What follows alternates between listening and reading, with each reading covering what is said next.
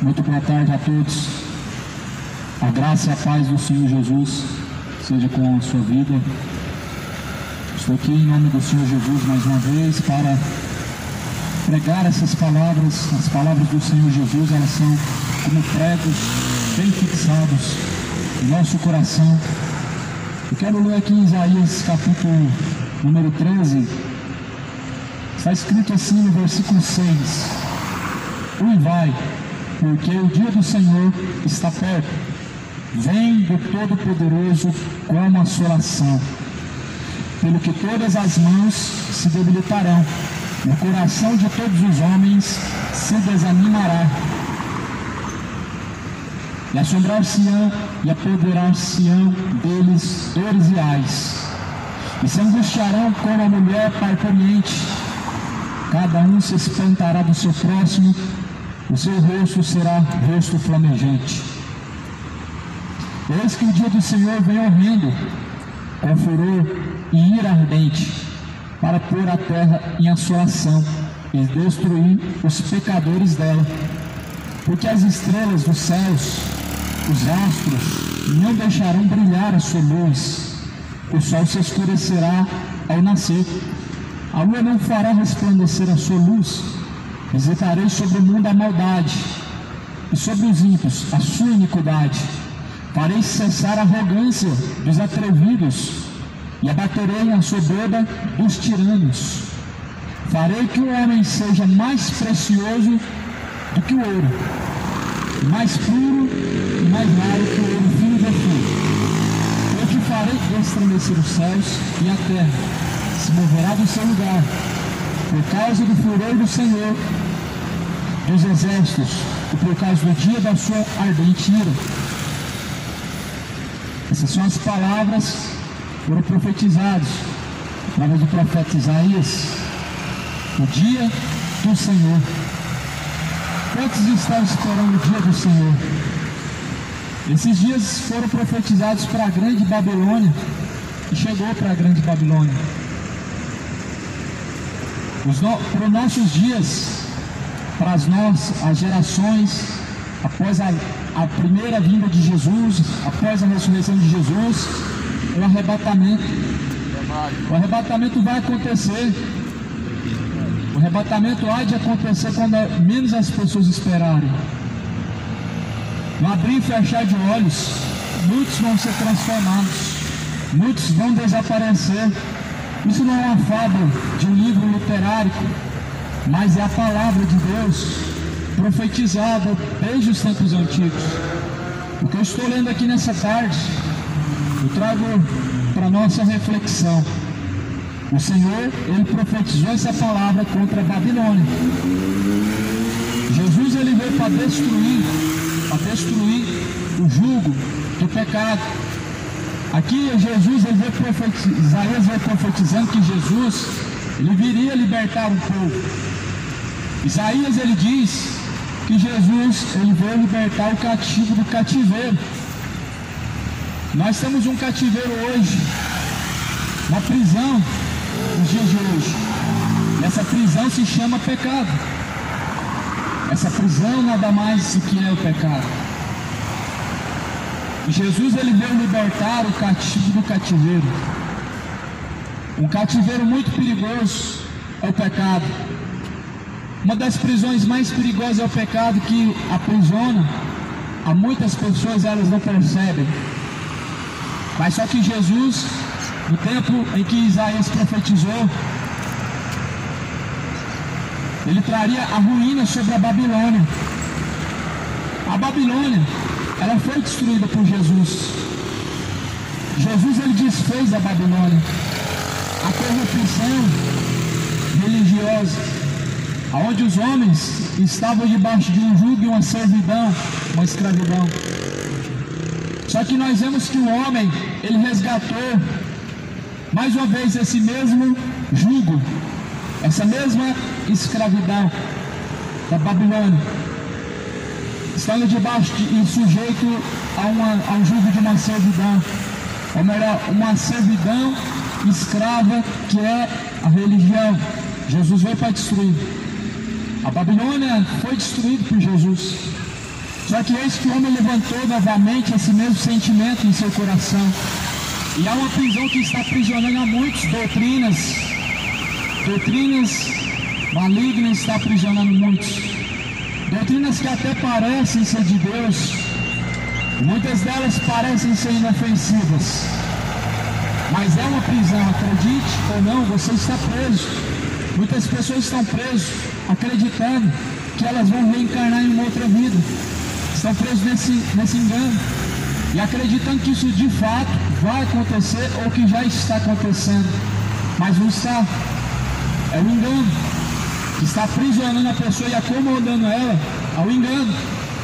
E assim estão vivendo como presos de Satanás. Como também outras prisões, a embriaguez, o sodomismo, ou melhor, a idolatria, a feitiçaria, a homossexualidade e etc. As religiões têm os seus dogmas que aprisionam, o mundo tem os seus pecados que aprisionam. Só que Jesus veio com um propósito: libertar o cativo do cativeiro. A Bíblia diz que Jesus veio com os presos em liberdade, não os presos debaixo de um sistema carcerário, os presos em prisões espirituais de pecado. Jesus veio para isso, libertar o homem do pecado. Jesus, ele veio buscar salvar o que se havia perdido. Jesus, ele veio para salvar o homem de seus pecados e da condenação eterna. Se Jesus voltasse nesse momento, amado, eu te afirmo, um grande colapso aconteceria. Levando em conta que Jesus, ele vai vir para religiosos, Ele vai vir para os seus, os que ouvem e seguem a sua palavra, os seus ensinamentos. E eu pergunto a você, você é um adepto de Jesus? Não a questão de acreditar em Deus somente, não a questão de talvez acreditar que Deus habita no seu coração. Eu pergunto a você, você se considera um seguidor de Cristo, um seguidor das Escrituras Sagradas? Jesus fala em João: se vocês permanecerem na minha palavra, vocês serão meus discípulos. Tendo em conta que a palavra de Deus é para ser seguida, eu pergunto, você é um discípulo de Jesus? Faça essa reflexão, pensa bem nesse assunto. As Escrituras, elas estão aí para serem seguidas. A Bíblia, ela está aí para ser seguida. Ela não é uma filosofia, mas ela é um ensinamento de Deus para poder ser aplicado na prática. Levando em conta que o dia do Senhor, ele vai chegar. De Jesus, nas nuvens no céu, ele vai vir na glória e no seu poder, junto com seus santos anjos. Ele vai buscar os que seguem a sua palavra. Jesus, ele diz: as minhas ovelhas ouvem minha voz e me seguem. Será que você é uma ovelha de Jesus? Você tem seguido Jesus até aqui nesse momento? Levando em conta, meu amado, que não somente o arrebatamento há de acontecer, mas chega um momento em que todos nós vamos ter que voltar para o pó da terra, e a alma, ela há para uma eternidade ser levada. E a tua alma, amado, ela está entre dois caminhos, céu e inferno. É certo que você já escolheu o céu, e é certo que você está se deixando ser ensinado por Jesus, e está seguindo a palavra de Jesus, para lá irá a tua alma. Mas eu pergunto a você, será que se pedirem a tua alma, nesse instante momento, a quem ela vai estar agora reservada? Nesse momento, você se considera que você está no centro da vontade de Deus, que você está fazendo a vontade de Deus, ou que você está apenas cumprindo a vontade do seu coração, buscando satisfazer a si mesmo? Porque a Bíblia fala, meu amado ouvinte, que o Senhor, ele deixou ao homem duas escolhas. Se você está escolhendo o curso do teu coração, melhor, os desejos do seu coração, você está o que? Deixando o centro, que é Jesus. O centro da vontade de Deus tem que estar e permanecer na vida do homem. O Senhor, ele veio libertar o homem dessa ignorância, dessa soberba, de todos os seus caminhos maus. O Senhor, ele veio libertar o homem da vida de adultério, da vida de embriaguez. Jesus veio libertar o homem de todos os pecados, do homossexualismo, do lesbianismo, da idolatria. Jesus veio, ele veio não fazendo acepção de pessoas, mas ele veio para todos esses, para que não caminhem em trevas. Porque se o homem está nessa condição de pecado, ele está em trevas. Mas se o homem, ele conhecendo a Jesus, ele deixa esses pecados para seguir a Jesus, ele deixou as trevas para caminhar na luz. A Bíblia fala assim: todo aquele que caminha em luz nunca andará em trevas. Jesus, ele veio dizendo: eu sou a luz deste mundo. Eu sou a luz deste mundo. Quem caminhar em luz jamais andará em trevas. A palavra de Deus também vai dizer: a luz, ela veio ao mundo, mas os homens amaram e serviram mais as trevas do que a luz. Jesus foi rejeitado, amado. Jesus, ele veio ao mundo. Jesus, ele pisou neste solo terreno, mas ele foi rejeitado. Jesus, ele disse: eu vim em nome de meu Pai, e vocês não receberam a mim. Mas se outro vier em seu próprio nome, a esse vocês recebem.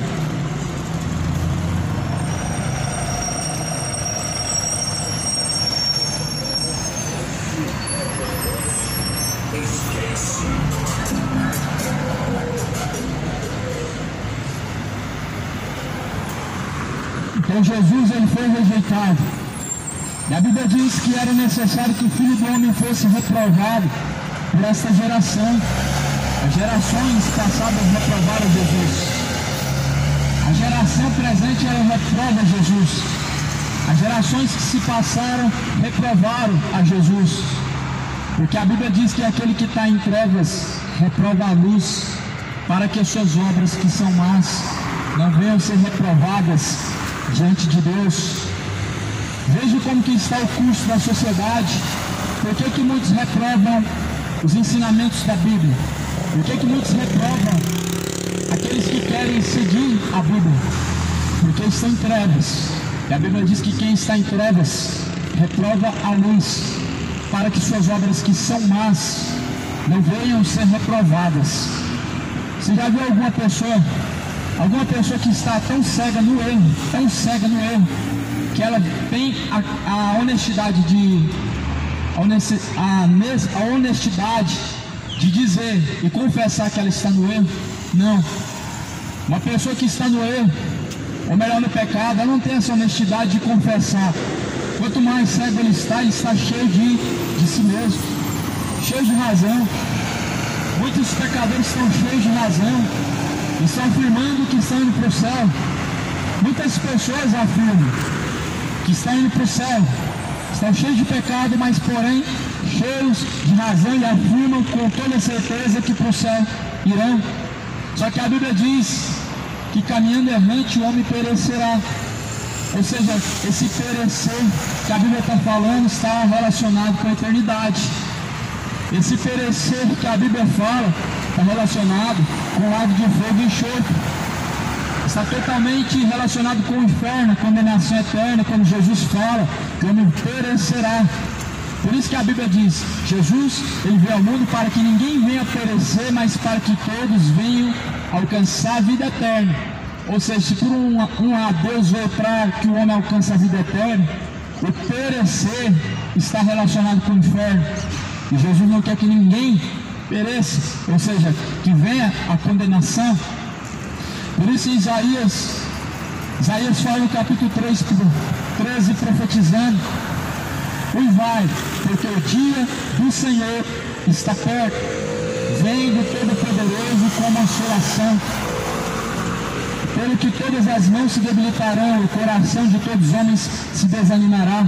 A Bíblia diz que o Senhor, nós devemos uivar, nós devemos nos espantar, porque o dia do Senhor ele está próximo. O profeta Sofonias ele diz no capítulo 1, no versículo 14, o grande dia do Senhor está perto e se aproxima muito a voz do dia do Senhor. E nós vemos que está muito próximo de acontecer o arrebatamento, está muito perto. Uivai, moradores da terra, porque o dia do Senhor está perto. O profeta Isaías profetizou dizendo que ele viria abater a soberba do homem, dos ímpios, dos tiranos. Versículo de número 11: visitarei sobre o mundo a maldade, sobre os ímpios a sua iniquidade. Farei cessar a arrogância dos atrevidos e abaterei a soberba dos tiranos. Isaías estava falando de quem? De Jesus. É desse Jesus que foi profetizado que ele viria para salvar, mas era necessário que todas as raízes que não prestam, que não têm fruto bom, fosse arrancada: a soberba, a arrogância, o engano. Jesus ele veio para tirar o homem das trevas. E aqui a Bíblia está falando o que Jesus veio fazer. Ele veio visitar a maldade do mundo. O visitar a maldade do mundo não significa que Jesus vai olhar e somente ficar nisso. Significa que Jesus ele viria, ele contemplaria a maldade do mundo, e ele contra isso veio se manifestar. Jesus ele pregou contra o pecado, ele manifestou-se contra a maldade do mundo. E ele cravou na cruz de uma vez por todas a salvação para arrancar a maldade do mundo. E é notório, nós vemos hoje quão endurecido está o coração do homem e como a imoralidade tem crescido no mundo. O diabo ele não está brincando. Enquanto as pessoas estão brincando de dizer que creem em Deus, Satanás ele não está brincando de levar pessoas para o inferno. Enquanto as pessoas brincam de dizer que tem religião, Satanás ele está usando a mesma religião para poder enganar as pessoas, para poder fazer as pessoas acreditar que está tudo bem e que para o céu estão indo, quando na verdade com passos largos estão caminhando para o inferno. Olha o que a Bíblia fala aqui no versículo de número 13: pelo que farei estremecer os céus e a terra, se moverá do seu lugar, por causa do furor do Senhor dos exércitos, e por causa do dia da sua ardente ira.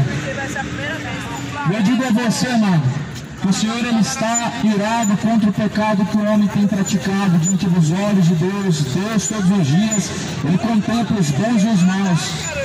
A Bíblia diz que os olhos de Deus estão em todos os cantos da terra.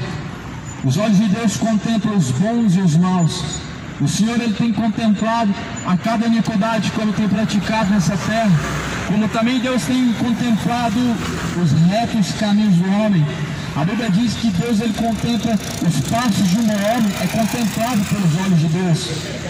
Mas será que quando Deus olha para o feiticeiro, para o injusto, para o assassino, idólatra, efeminado, será que Deus ele não contempla? Ele vira o rosto para não ver o pecado que o homem está praticando? Porque as pessoas dizem que Deus só olha o coração. Deus só olha o coração. Então quer dizer que Deus olha só para o bom, mas quando o homem está praticando mal, Deus vira o rosto. Ele não contempla. Isso é uma heresia, amado. Isso é muito perigoso. Isso é o mesmo que desmentir a palavra de Deus. Dizer que Deus só olha para o coração é o mesmo que tentar refutar a Deus e dizer que Deus está errado. Porque a palavra de Deus diz que os passos de um bom homem é contemplado por Deus. E a Bíblia diz que os olhos de Deus estão sobre os justos, sobre os injustos, sobre os bons e sobre os maus. Então Deus não vê só o coração. Se você está praticando iniquidade, Deus está contemplando. Se você está praticando imoralidade, Deus está contemplando. Não tem nada oculto e nada escondido. Tudo que o homem faz sobre a terra está sendo contemplado por Deus.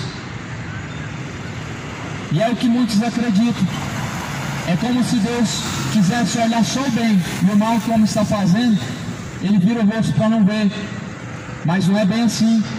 O que você faz, a Bíblia diz, você vai receber na eternidade em dobro. Tanto o bem como o mal.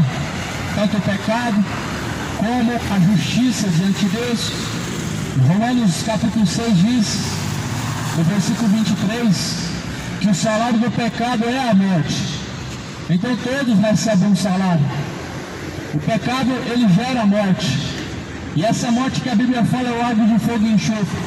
Mas não está relacionado à aniquilação, ao esquecimento da memória, a um esquecimento onde uma eternidade sem sofrimento. A Bíblia fala que o lago de fogo e enxofre esta é a segunda morte. E no livro de Apocalipse diz bem claro, essa vai ser a recompensa eterna, uma recompensa a qual o homem não tem como escapar. Na eternidade, amado, a palavra do Senhor diz que o homem ele certamente ele vai perecer ou ele vai ser salvo. Por isso que Jesus ele veio buscar salvar o que se havia perdido, mas quanto ao que não quer ser salvo, não tem o que fazer. Jesus veio buscar salvar o que havia se perdido, mas quanto aos que decidem os seus caminhos fora de Deus, longe dos caminhos que o Senhor ensinou, não tem o que fazer. Não tem o que fazer quando o homem quer viver na feitiçaria. Se ele cava a sua própria sepultura para ir para o inferno, não tem o que fazer quando o homem decide escolher uma vida depravada, está cavando a sua própria sepultura no inferno, sendo cavada dia após dia. E aí o que fazer diante da escolha do homem? Deus não interfere na escolha do homem. Deus com a palavra apenas alerta o ser humano de suas escolhas. É como refrescar a memória. Você faz a tua escolha, então saiba, esteja atento. A tua escolha ela trará a você dois tipos de sentimento. Ou o sentimento da condenação eterna ou o sentimento da salvação. Ou seja, tem escolha o homem, ele tem escolha. E escolha tem uma reação, ela tem algo a se receber. Você escolhe o céu e sua recompensa vai ser a salvação eterna. Você escolhe o inferno e sua recompensa é dor e sofrimento eterno. E as pessoas querem crucificar e querem até mesmo questionar a Deus.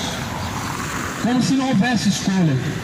Porque quando você leva em consideração que são dois caminhos, Deus está sendo justo e está sendo honesto, porque você tem duas escolhas. Ah, mas então se eu não escolher a Deus eu vou para o inferno? Claramente que sim, se são duas escolhas. Uma é o diabo, outra é Deus.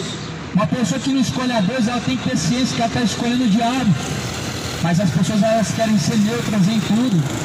Não tem como ficar à beira do caminho. Não tem como ficar neutro nas suas escolhas. Você já parou para refletir nisso? Se são duas escolhas, tem como o homem ficar neutro diante de duas escolhas que existem? Não tem como. Quando se fala de eternidade, ou o homem está crendo na eternidade de salvação e buscando ela, ou o homem está crendo na eternidade de condenação e está permanecendo nela. Porque quando se fala de céu, meu amado, é buscado. Quando se fala de inferno, só basta você caminhar relaxadamente, não precisa de ter esforço. Mas a palavra do Senhor, ela diz assim: e cada um será como a corça que foge, e como ovelha que ninguém recolhe. Cada um voltará para o seu povo, cada um fugirá para a sua terra. Porque o que for achado será traspassado, e todo o que for apanhado cairá a espada. E a Bíblia fala assim no versículo de número 19: a Babilônia, o ornamento dos reinos, a glória e soberba dos caldeus, será como Sodoma e Gomorra, quando Deus as transformou, nunca mais será habitada, nem reedificada de geração em geração. Então essa é uma palavra que foi profetizada e aconteceu. Eu quero que você entenda que Deus, Ele cumpre com o que Ele promete. Aqui Deus profetizou que é a queda da grande Babilônia, no livro de Isaías. A queda da Babilônia, ou seja, a corrupção extrema que estava antes da vinda de Cristo, antes que Jesus fosse gerado, antes que Jesus fosse ressuscitado entre os mortos. E Jesus, ele veio, e essa Babilônia, ela caiu abaixo. O templo dos judeus nem sequer existiu mais depois que Jesus ressuscitou. Jesus profetizou a queda do templo de Jerusalém, ele foi abaixo. Não era um templo cristão, não era um templo evangélico, não era um templo de adoração ao verdadeiro Deus, mas era um templo de adoração pagã. Não era um templo de Jesus Cristo, não era um templo cristão. Aquele templo foi construído, e Deus permitiu, mas agora o novo templo é o seu corpo. O seu corpo se tornou um novo templo. Jesus, quando ele dizia que era para destruir aquele templo, e ele construiu um novo templo em 3 dias, ele falava do templo do seu corpo.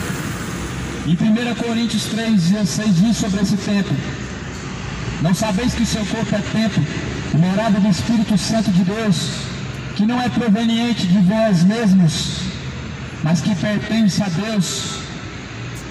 E Jesus, ele veio com esse propósito. As pessoas falam assim: Deus é só amor. Jesus só pregou amor. Jesus, ele expulsou os que vendiam na porta do templo com um chicote. Eu pergunto para vocês, foi uma pregação de amor? Ou isso foi uma indignação, uma pregação contra o que fazia ali naquele momento? Eu pergunto a você, se Jesus veio somente pregar o amor, então por que ele anunciou que se arrependessem? Porventura o arrependimento não se inclui numa pregação de amor? Porventura uma pessoa, quando está expondo a verdade diante dos seus olhos, para que você seja livre, ela não está fazendo uma pregação de amor? Porque hoje, infelizmente, no sistema religioso, que é a grande Babilônia, está escravizando as pessoas, colocando esse sentimento no coração. Aqui não pode citar isso e aquilo, porque isso não é pregar amor. Não pode citar nome de pecado e nem dos que estão praticando tais coisas, porque Jesus não fez isso. Isso é o que a Babilônia fez nos tempos antes que Jesus pisasse na terra. Antes. E provavelmente aquele mesmo sentimento está prevalecendo na maioria de muitas pessoas, de querer maquiarem as coisas, ou seja, de querer esconder o que está errado, de querer colocar uma máscara de algo bom, quando na verdade o mal prevalece, de querer dizer que tal coisa é boa, quando na verdade por trás daquilo o mal está atuando com toda a força. Então o pecado continua sendo pecado. Continua sendo pecado diante do Senhor o homem se prostituir, se embriagar, homossexualidade, lesbianismo, todo pecado é considerado como grave, todos. Não existe um pecado pequeno e leviano, a qual não trará sobre uma condenação. Por isso, considere que tanto o assassino como o homossexual e o mentiroso merecem a mesma condenação, tendo em vista que ele não se reconciliou com Deus. Mas ele, diante do Senhor, todos os pecadores, arrependidos, ou seja, lavados, remidos pelo sangue do Cordeiro, não merece o céu, mas o Senhor ele nos deu essa graça de poder habitar o céu. Não significa que você já não precisa mais fazer nada, muito pelo contrário. Agora sim você precisa fazer mais do que nunca o seu melhor. Jesus falou que desde os tempos de João Batista se empregam força para entrar no reino de Deus, e os que muito perseveram se apoderam dele. Em outras palavras, com muito esforço o homem consegue se salvar a sua alma, e aqueles que são perseverantes, insistentes até o fim, vão alcançar a salvação. Veja, não é Jesus uma religião, é Jesus e a sua fidelidade até o fim. Não é Jesus e os dogmas católicos, é Jesus e sua fidelidade a Ele até o fim. Não é Jesus e os Exu da macumba, da religião umbanda e demais, mas é Jesus e a sua fidelidade para com Ele. Essa fidelidade ela é ensinada na Bíblia. Qualquer religião, amado, que vier com um ensinamento para você, que simplesmente bate contra a palavra, é uma religião do diabo e é perigosa. Qualquer religião que vem com um ensinamento além, ou seja, fora, que a Bíblia diz, é uma religião falsa, uma religião perigosa.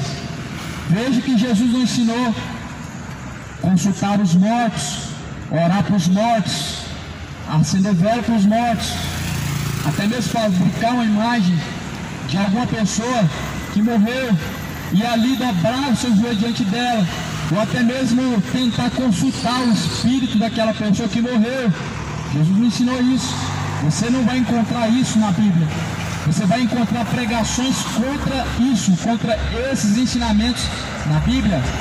Então veja, quando você diz que tem que respeitar essa religião que faz isso, você está dizendo uma coisa: você tem que desrespeitar Deus para respeitar a religião. É isso que a pessoa tem que entender. Não tem como respeitar a religião e rejeitar, ou melhor, respeitar Deus. A Bíblia diz que Deus não respeita os soberbos. Deus ele resiste os soberbos. Deus ele não respeita o pecado. Deus ele resiste o pecado e ele resiste e não respeita os soberbos. E por que uma pessoa teria que respeitar uma religião que desrespeita a Deus? Por que uma pessoa teria que respeitar ensinamentos e tradições que simplesmente desrespeitam ao próprio Deus? Veja que quando você está trocando a oração por Jesus, que somente Jesus deve ser dirigida a oração a Ele, quando você diz assim, não, eu preciso dos santos, eu preciso da intercessão de tal santo, você está desrespeitando a quem? Deus. Por quê? Porque o Senhor falou para orar a Ele. E se você ora a outro, você está desrespeitando a Deus. Você está rejeitando e resistindo ao próprio Deus. Mas olha lá o exemplo. A Bíblia fala que como foi nos tempos antigos, eles resistiram a Deus. Eles rejeitaram os ensinamentos de Deus e pereceram. Veio a destruição da cidade de Sodoma e Gomorra, foram queimados, virou pó e cinza. Veio o dilúvio sobre a geração de Noé, foram destruídos e engolidos pela água. Pelo que nós sabemos, até a ciência comprova, não é somente os manuscritos sagrados, mas o Senhor ele disse que ele viria para poder abater a soberba dos tiranos, daqueles que resistem a Deus. Ou seja, Jesus não é um Deus somente de amor, Ele é um fogo consumidor. A Bíblia diz que no seu grande dia, Ele virá como um leão, Ele virá trazendo consigo a vingança daqueles que detestam a Deus. E detestar a Deus está relacionado com não seguir os seus ensinamentos, porque a Bíblia fala, se você ama a um Senhor e não ama o outro, você está detestando. A Bíblia diz que se você se sujeitar a Deus, certamente você está amando a Deus. Se você se sujeitar ao pecado, você está odiando a Deus. Mas o Senhor, Ele deixa bem claro que Ele veio agora para trazer o homem à liberdade do cativeiro. Existia um cativeiro, uma prisão que era muito perigosa. Existia a tal da Babilônia, era um sistema. Babilônia era um sistema corrompido, com adoração aos mortos, culto aos mortos, ou seja, adorações pagãs, comemorações pagãs, festas pagãs. E não é diferente nos dias de hoje, que este mesmo sentimento está levando muitas pessoas para o inferno. Aquele mesmo espírito de corrupção, as pessoas resgataram para os dias de hoje, porque não querem estar sujeito a Deus. A pessoa, quando não quer estar sujeita a Deus, ela se entrega a tais sentimentos, a tais pecados, para serem guiados. Mas o Senhor Ele fala até mesmo lá em Apocalipse, que Ele vai destruir a grande Babilônia. E agora, pela segunda e última vez, o Senhor vai destruir a grande Babilônia. Nós olhamos hoje a Igreja Católica, que é a primeira igreja que o homem fundou, não foi Deus que fundou. E nós vemos quanta destruição que ela vem trazendo. A destruição religiosa, a destruição espiritual, aonde ensinamentos de demônios são pregados, as pessoas falam que é de Deus. Adoração aos mortos, e dizem que é veneração, mas na verdade é adoração. Veneração é o mesmo que idolatria, mas dizem não, estamos somente venerando. O homem tem desculpa até o último dia, mas após a morte ele segue a juízo. E aqui nós entendemos que ela é a responsável por hoje existir essa corrupção religiosa, por existir campanhas, por existir tais doutrinas de arrecadação, tais doutrinas como o sal grosso, vale do sal grosso. Onde que está escrito isso na Bíblia? Passar no vale do sal grosso para tirar o peso, para poder se purificar, ou seja, mudar as coisas. Não é mais o sangue de Jesus, agora é o sal grosso. Trocar o sangue de Jesus pelo sal grosso, trocar o sacrifício de Jesus por uma peregrinação a pé para a Trindade, trocar o sacrifício de Jesus pela fogueira santa, dinheiro, carro, essas coisas não são sacrifícios para Deus, são sacrifícios a Mamon. É o diabo que está por trás desses ensinamentos. Mas a palavra do Senhor diz que o Senhor Ele virá agora, na sua segunda e última volta. Ele vai destruir os soberbos, aqueles que resistem a Ele. Isso está escrito aqui na mensagem de Isaías 13, no versículo de número 11: visitarei sobre o mundo a maldade, sobre os ímpios a sua iniquidade. Farei cessar a arrogância dos atrevidos e abaterei a soberba dos tiranos. O Senhor Ele resiste os soberbos. O soberbo Ele não se deixa ser ensinado. O soberbo Ele não reconhece o seu erro. O soberbo Ele não reconhece. O soberbo ele é uma pessoa muito dura de entendimento, que ouve sempre e nunca aprende, nunca chega à verdade, nunca chega a ser liberto do engano. Mas veja que Jesus ele fala que libertaria os cativos do cativeiro. E em João capítulo 8 confirma o que Isaías profetizou: e conhecereis a verdade vos libertará. Você vê que está batendo as escrituras. Isaías diz que Jesus ele veio libertar o cativo do cativeiro. E agora João ele descreve: e conhecereis a verdade vos libertará. A verdade ela se refletiu e se manifestou na cruz. A verdade ela foi rejeitada pelos homens e foi crucificada. A verdade até hoje ela é rejeitada pelos homens. E essa verdade está escrita em João 8, ou melhor, em João 7, versículo 7. A tua palavra, ó Pai, esta é a verdade. A verdade e inverdades. Mas uma verdade absoluta chama-se Jesus. Jesus falou: e conhecereis a verdade vos libertará. Você precisa entender do que o homem precisa ser liberto.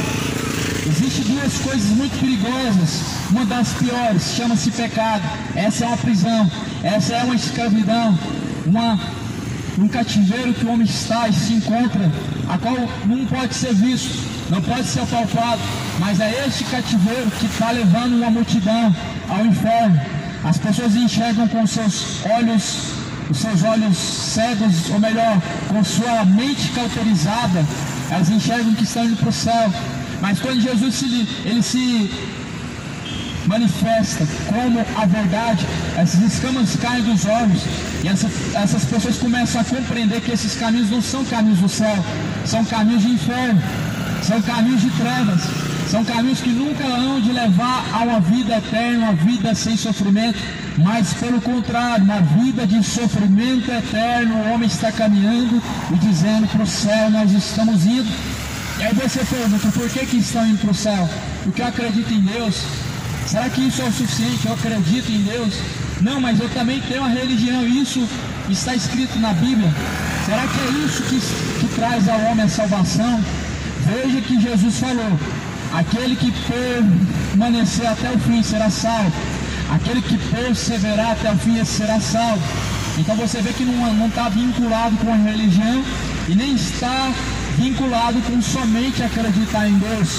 Em Tiago 1:22 você vai escutar que está escrito: não sejam somente ouvintes, enganando a si próprios, sejam praticantes de toda a palavra. Então o homem precisa estar condicionado a crer em Deus e praticar a palavra de Deus. A fé sem as obras é morta. Acreditar em Deus sem praticar a palavra de Deus é uma fé morta. Acreditar em Deus e ter uma religião, isso não é fé por obras, isso é apenas crenças humanas que não trazem a salvação. Nós não fomos resgatados por tradições religiosas. Por isso é em vão o homem querer cumprir tradições e praticar tradições religiosas, porque nós não fomos resgatados por tradições. Jesus, ele disse isso: vocês não foram resgatados com vãs tradições, mas antes com o precioso sangue de Jesus. Existem tradições e mais tradições, que isso em toda religião ela existe por tradição. Por exemplo, o ato de você ir para um culto no domingo, isso é uma tradição. Tradição oral, tradição que foi ensinada de geração em geração, não a tradição que veio de Jesus. Procura de Mateus até chegar em Atos e vai até chegar em Apocalipse. Cadê essa tradição em que a pessoa tem que estar todo domingo no culto? Ou melhor, todos os dias da semana em que fazem culto? Isso é uma tradição humana. Mas nós não fomos resgatados por tradições de homens, fomos resgatados pelos ensinamentos de Jesus. O homem precisa atentar para o que está escrito, esquecer o que é tradição de homem e atentar para a palavra de Deus. O homem precisa observar o que está escrito.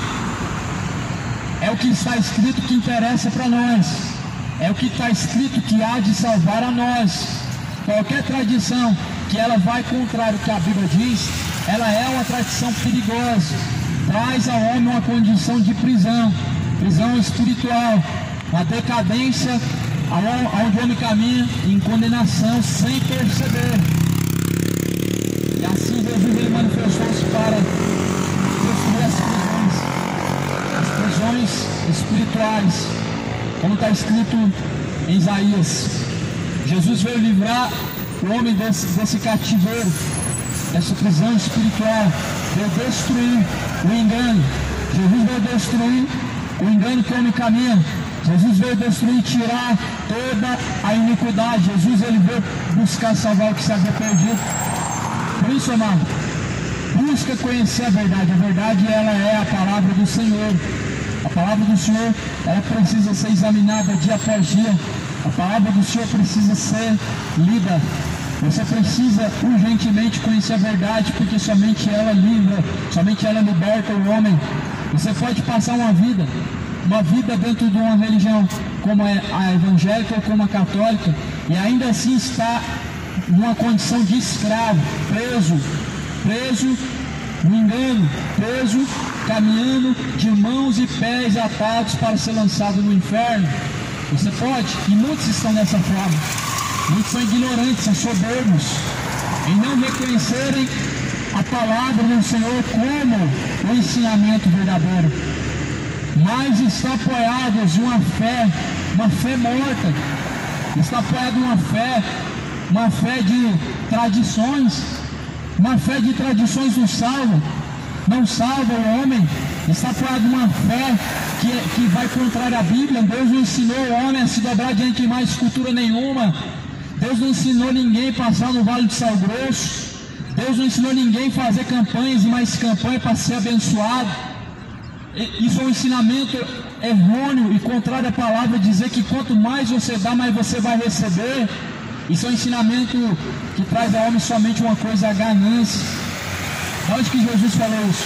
Já parou para pensar? Jesus fala assim: quanto mais você dá, mais você recebe. Você vai se tornar ganancioso, você vai se tornar viciado em fazer, por exemplo, campanha para ser abençoado. Vai ficar nessa condição até quando? De dar para receber. A Bíblia diz que nós o amamos porque fomos amados primeiro. Mas se não tiver, por exemplo, uma promessa de que Deus vai te abençoar, que Deus vai te curar, como as pessoas vão buscar Deus? Mas não foi assim que Jesus falou. Jesus falou: eu amo os que me amam, os que me buscam me encontrarão. Jesus falou para buscar Deus de todo o coração. Jesus falou para buscar o reino de Deus em primeiro lugar, e a tua justiça. Jesus não falou para buscar Deus por interesse.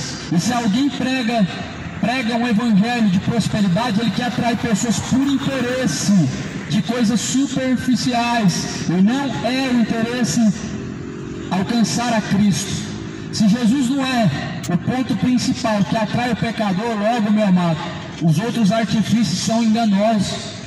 O pecador está sendo atraído ao cativeiro através de promessas que vai ser abençoado. Pessoas estão ficando presas. Olha quantas pessoas viciadas em pregações de prosperidade, em pregações de vitória, em revelações, e nisso surgiu muito falso profeta, muitos enganadores, muitos charlatões que nem tem mais revelação, é adivinhação. Existem sites hoje que a sua vida está exposta se começar a procurar endereço, se procurar em telefone. E muitos charlatões, eles surgiram para cumprir esta demanda, ou seja, as pessoas querem ouvir isso e elas pagam para ouvir isso, então elas vão ouvir isso. Só que o Senhor, ele veio para quebrar o jugo do engano.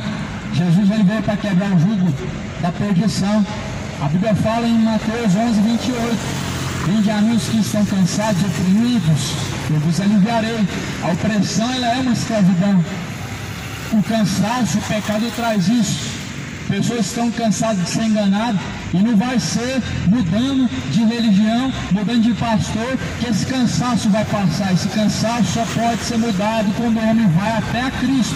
Cristo não está condicionado a um lugar. Jesus, ele não congrega pessoas em um lugar. Jesus não depende de lugar para congregar pessoas. Estar congregado em Cristo Jesus significa que Ele é o cabeça e nós estamos nele, alicerçados nele. Agora Ele é o cabeça e nós somos o corpo. Estar congregado em Cristo não é em nenhum lugar, mas em Cristo estão congregados todos que nele creem, a saber que nós recebemos por Ele o Espírito de adoção, pelo qual nós podemos chamar Ele de Abba Pai, porque o Senhor, Ele trouxe a nós a libertação. O Senhor Jesus, Ele virá agora na última e segunda vez. Na sua segunda vinda, a Bíblia fala em Mateus 25, que Ele vai juntar em todos os cantos na terra à esquerda os bodes, ou seja, os que rejeitam, aqueles que não se sujeitam a Deus. Ou seja, o bode, ele está relacionado com a pessoa rebelde. As ovelhas, elas são comparadas com pessoas obedientes. Jesus fala que quando ele vier nas nuvens no céu, ele vai juntar à direita as suas ovelhas, à esquerda os bodes. A Bíblia dá as características do que é uma ovelha. Jesus falou: as minhas ovelhas ouvem minha voz e me seguem. A palavra de Deus é a voz de Deus. Jesus falou assim: mas os bodes, eles serão lançados no ardente fogo. A Bíblia diz que aqueles que tiverem à esquerda vão dizer: apartai-vos de mim, vocês que praticam a iniquidade, para o fogo eterno. A Bíblia diz que vai ser amarrado pé e mão para serem lançados como fardos no fogo eterno, como fardos pesados, de mão e pé amarrado vão ser lançados no fogo. Jesus vai dizer assim aos que estão à direita, suas ovelhas, os que foram fiéis até o fim: vinde a mim, benditos do meu Pai, possuí o reino dos céus, que é dado a vós por herança desde a fundação do mundo. O Senhor Jesus, ele vai trazer a salvação sobre as suas ovelhas, e essa salvação está mais próxima do que nunca.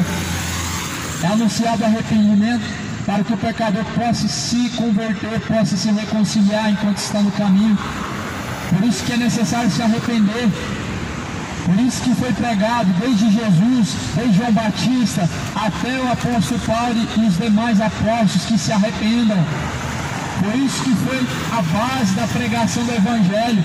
A base da pregação do Evangelho não era bênçãos, não era conquistas, não era vitórias, não era bem-estar, não era prosperidade. Tiraram a base do Evangelho, que era arrependimento. Desde que Jesus pregava, ele dizia: arrependei-vos, porque o reino de Deus é chegado até vocês. Jesus se deparava com pessoas que estavam na vida de imoralidade e dizia: se arrependam.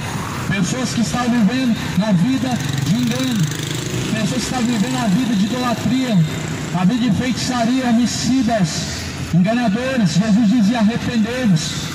Pedro, ele pregou, ele diz: arrependei-vos e convertei-vos, para que sejam apagados os vossos pecados. A base da pregação do Evangelho sempre foi com este propósito. Nunca foi levar as pessoas para um lugar, para uma congregação local. Tem pessoas que até hoje não compreenderam qual é o propósito de Jesus. O propósito de Jesus não é reunir pessoas num lugar, mas é reunir as pessoas nele, no mesmo Espírito, não no lugar. Estar no lugar não significa estar em Cristo, porque tem muitas pessoas que enchem um templo no dia de domingo, que estão naquele lugar, mas não estão na pessoa de Jesus.